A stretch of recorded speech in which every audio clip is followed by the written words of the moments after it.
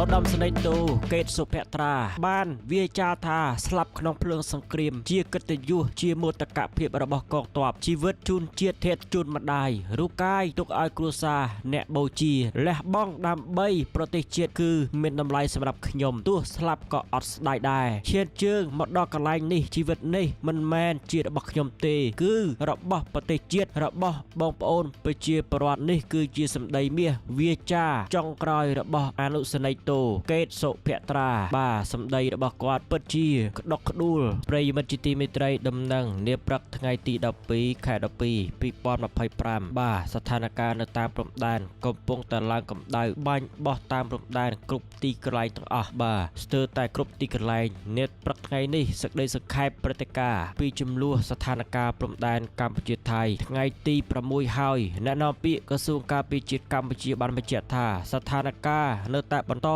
មានភាពតានតឹងខ្លាំងដោយភាគីថៃនៅតែបន្តធ្វើការវាយប្រហារមកលើទឹកដីកម្ពុជាក្នុងនោះការប្រើប្រាស់អាវុធធុនធ្ងន់ពីសំណាក់ចៅសៀមនេះបាទចាប់តាំងពីព្រឹកព្រលឹមស្រាងរហូតដល់ម៉ោង8ព្រឹកកងទ័ពថៃបានបន្តបាញ់ផ្លោងអាវុធធុនធ្ងន់យ៉ាងធ្ងន់ធ្ងរចូលមកក្នុងទីតាំងសំខាន់មួយចំនួនរបស់កម្ពុជារួមមានទី1ខេត្តឧត្តរមានជ័យគឺតំបន់ប្រាសាទតាមាន់ប្រាសាទតាក្របីនិងតំបន់ថ្មដូនបាទតំបន់ទីតាំងនេះគឺថៃបាញ់ដាក់កំទេចបាទអត់ខ្វល់ទេអត់ខ្វល់ថាជាទីតាំងប្រាសាទបុរាណរបស់កម្ពុជាទេធ្វើម៉េចឲ្យតែបាទបានបាញ់ខ្មែរនោះអានេះគឺពួកថៃវាយគ្នាហ្នឹងគឺដោយសារប្រាសាទតាក្របីហើយមកកំទេចប្រាសាទតាក្របីចោះថៃឯងហ្នឹងចង់បានអីឲ្យពិតប្រាកដថៃមានន័យថាសង្គ្រាមបាទលើកទី2នេះរឿងប្រជាជនថៃរំអុករំអួយដាក់នាយករដ្ឋមន្ត្រីអនុទានថាលក់ប្រាសាទតាក្របីហ្នឹងទៅឲ្យបាទកម្ពុជាណោះតែពេលអញ្ចឹងត្រូវតែធ្វើយ៉ាងម៉េចយកប្រាសាទតាក្របីមកវិញឥឡូវកំទេចប្រាសាទតាក្របីហើយឥឡូវចង់បានស្អីមានន័យថាចង់វាយកម្ពុជាហ្នឹងហើយទី2ប្រិយមិត្តជាទីមេត្រីខេត្តបន្ទាយមានជ័យនោះវិញភូមិព្រៃច័ន្ទនិងភូមិជោគជ័យក៏ត្រូវក្របផ្លោងបាទរបស់យោធាថៃបាញ់ផ្លោងដាក់តំបន់ភូមិនេះផងដែរទិសប្រាសាទព្រះវិហារវិញតំបន់ភ្នំខ្នងនិងអានសេះក៏រឿងការបាញ់ផ្លោងផងដែរការសម្រុកដោយរថមាសដែកចំណុចដែលគួរឲ្យកត់សម្គាល់និងគ្រោះថ្នាក់ជាទីបំផុតនៅព្រឹកនេះគឺនៅសមរភូមិបឹងត្រកួនកងទ័ពថៃមិនត្រឹមតែបាញ់ផ្លោងប៉ុណ្ណោះនោះទេប៉ុន្តែបានប្រើប្រាស់កងថ្មើរជើងអមដោយរថមាសដែកនិងរថក្រោះវាយសម្រុកចូលមកក្នុងតំបន់មួយនេះបាទការឆ្លើយតបរបស់កម្ពុជាវិញនៅគ្រប់សមរភូមិជាពិសេសនៅបឹងត្រកួនកងកម្លាំងជួរមុខរបស់កម្ពុជាកំពុងតស៊ូការពារយ៉ាងរឹងមាំនិងបានគ្រប់គ្រងស្ថានភាពបានវិញនៅតំបន់មួយចំនួននេះគឺជាសេចក្តីសង្ខេបរាយការណ៍ព្រឹត្តិការណ៍នាព្រឹកថ្ងៃទី12ធ្នូ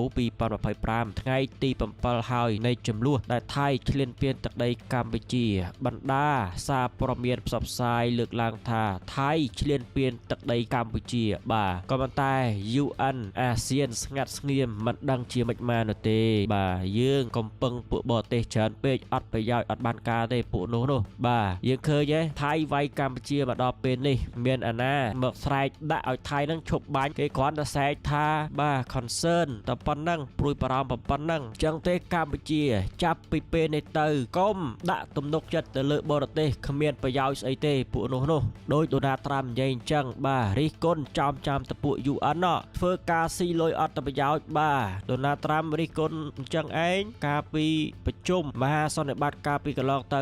អសមត្ថភាពនៅក្នុងការបញ្ចប់ចំនួនបាទអញ្ចឹងទេប្រិយមិត្តពុកម៉ែបងប្អូនទាំងគ្នាប្រជាពលរដ្ឋកម្ពុជាទូទៅទាំងអស់បាទរឿងចំនួនព្រំដែនកម្ពុជាថៃនេះចាប់ពីពេលនេះទៅឈប់រំពឹងទៅចំពោះបរទេសទាំងឡាយនោះបាទរំពឹងក៏រំពឹងត្រឹម 50%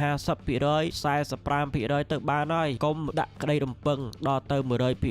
យគេជួយគ្មានពីណាគេមកជួយបាទយើងដែលគេមិនគិតពីផលប្រយោជន៍គេនោះទេមានតែខ្លួនឯងទីពឹងខ្លួនដូចបាទពុទ្ធដីការបស់ព្រះពុទ្ធអត្តាហេអត្តណោនេថោមានតែខ្លួនទីពឹងខ្លួនទេបានវាប្រសើរបាទខ្លួនឯងខ្លាំងហើយបានគេជួយតាមក្រោយហើយបើយើងចង់ឲ្យតែគេជួយបាទហើយអត់កសាងកម្លាំងខ្លួនឯងកសាងប្រទេសខ្លួនឯងបាទអត់កើតទេ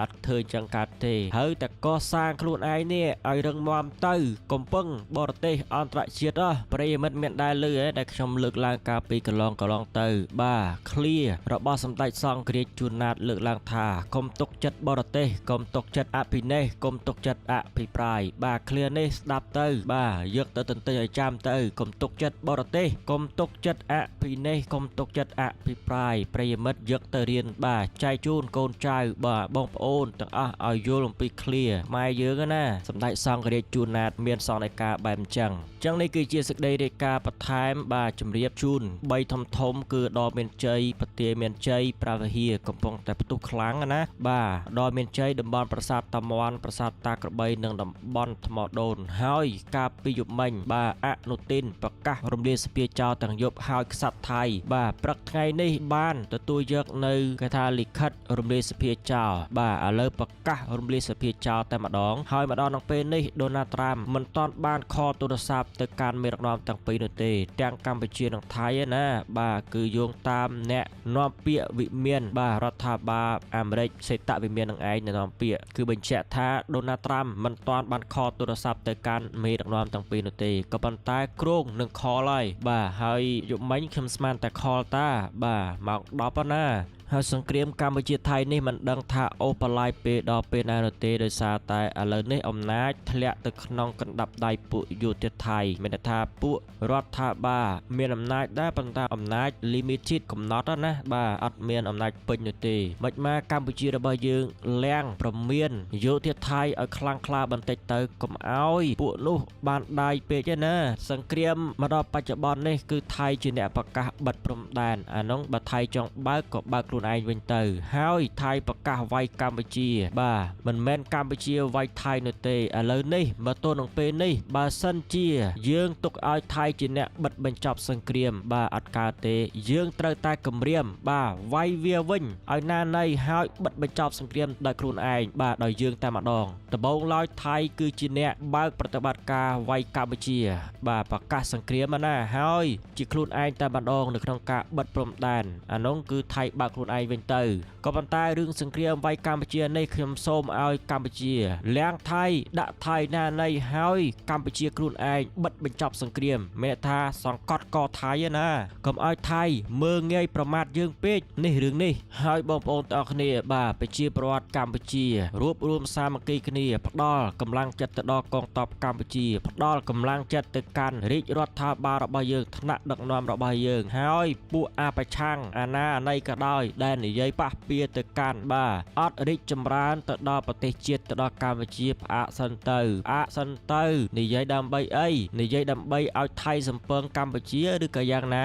ប្រឆាំងបាទអានេះគឺខ្ញុំបើកវងកញ្ចក់បន្តិចនិយាយរឿងហ្នឹងផ្អាករិះគន់សិនទៅហើយរួបរวมគ្នាធ្វើម៉េចរិះរកវិធីយ៉ាងណាសង្កត់កថៃសំពងថៃផ្ទះកំភ្លៀងថៃណាណៃមើលបាទរួបរวมគ្នាទៅពេលនេះម៉ោងនេះវាមិនមែនជាការឆ្លោះទាស់តែងគ្នាទេត្រូវតែចាប់ដៃគ្នាសាមគ្គីគ្នាដូចចង្កឹះមួយបាច់គេកាច់មិនបាក់ណាកម្លាំងសាមគ្គីខ្មែរនៅពេលដែលថៃឃើញបែបអញ្ចេះមានថាវាភ័យស្លន់ស្លោនៅពេលដែលខ្មែររួបរวมគ្នាកសាងកម្លាំងចិត្តជាធ្លុងមួយបាទបេះដូងខ្មែររួមសាមគ្គីគ្នាទឹកចិត្តម្សិលមិញខ្ញុំបានទៅមើលទស្សនវិជ្ជាជាក់ស្ដែងនៅកន្លែងរៀបចំបាទស្បៀងអាហារសម្ភារៈផ្សេងជូនជនភៀសឹកនៅបាទអ៊ីដិននៅភ្នំពេញនឹងឯងឃើញថាកម្លាំងយុវជនកម្ពុជាសស័កសស្រាមរត់រះតាំងពីព្រឹកព្រលឹមដល់ថ្ងៃដល់យប់បាទម៉ោង11យប់គឺគ្នាខំណាស់ខំដើម្បីបាទជួយកម្ពុជាបាទទោះបីជាមិនអាចកាន់កាំភ្លើងទៅច្បាំងតតាំងជាមួយសៀមយ៉ាងណាក៏ប៉ុន្តែអ្វីដែលគាត់អាចជួយបានគឺគាត់ជួយនេះហើយគឺជាទឹកចិត្តមនសិការរបស់ខ្មែរជួយខ្មែរបាទទឹកចិត្តខ្មែរគ្មានប្រទេសណាដូចខ្មែរនោះទេសូម្បីតែបរទេសគេកោតស្ងប់ស្ងាយបាទទឹកចិត្តរបស់ខ្មែរហ្នឹងហើយបាទយើងក្រ